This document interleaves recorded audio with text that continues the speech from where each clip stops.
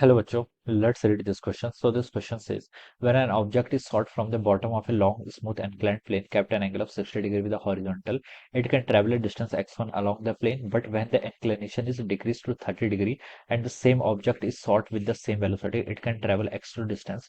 Then x2 ratio x1 ratio x2 will be x1 और x2 का क्या बताना बच्चों, अपने यहाँ पर रेशियोज बताना, ठीक है।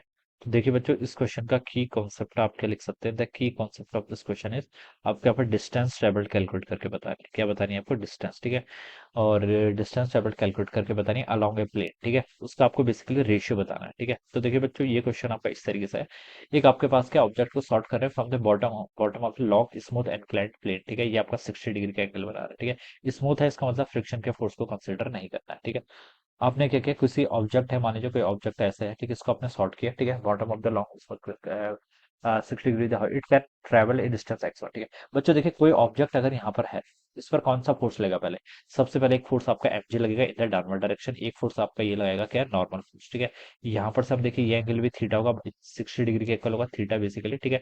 तो ये जो mg का कंपोनेंट आएगा, इसे मैं क्या लिख सकता हूँ, mg का cos 60 लिख सकता हूँ, या फिर थीटा लिख लीजिए। और यहाँ जो कंपोनेंट आएगा, ये कितना आएगा आपका, mg का sin 60, ठीक है। ये आ जाएगा, ठीक है। अब बच्चों देखिए, mg का sin 60 किस डायरेक्शन में लग रहा है? ये डायरेक्शन मान लीजिए अगर मेरी पॉजिटिव एक्स है, तो mg sin 60 जो लग रहा है वो आपका नेगेटिव एक्स एक्सिस के अलावा लग रहा है, ठीक है। और बॉडी आपकी हम ऊपर को थ्रो कर रहे हैं, ठीक है। दोनों सिचुएशन में देखिए, एक बार हम 60 डिग्री के इंक्लाइन से थ्रो कर रहे हैं, दूसरी बार हम 30 डिग्री से कर रहे हैं, ठीक है। और यहाँ पे लिखा है कि solve with the same velocity, दोनों की वेलोसिटी सेम है, ठीक है।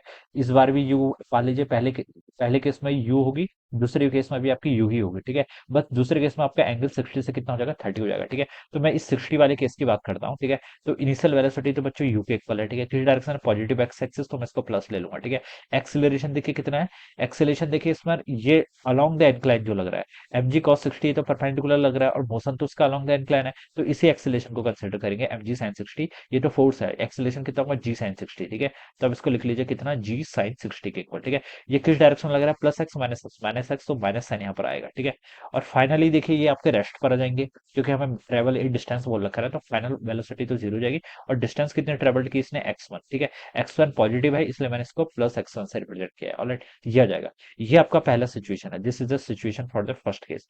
सेकंड केस में आपने सारी सिचुएशन सेम है, बस एंगल ऑफ इंक्लिनेशन को 60 से 30 कर दिया, ठीक है। तो इस केस में इनिशियल वेलोसिटी सेम है, ठीक है, वो बोला गया क्वेश्चन में, सेम वेलोसिटी से थ्रो कर रहे हैं, ठीक है। एक्सेलरेशन इस केस में कितना हो जाएगा, माइनस जी साइन 60 की जगह साइन 30 हो जाएगा, क्योंकि अब आपका इंक्लिनेशन क्या हो गया, 30 डिग्री हो गया। फाइनल वेलोसिटी तो बच्चों जीरो ही जानी है। और इस बार इसने कितना डिस्टेंस ट्रेवल किया है, x2 डिस्टेंस ट्रेवल किया है।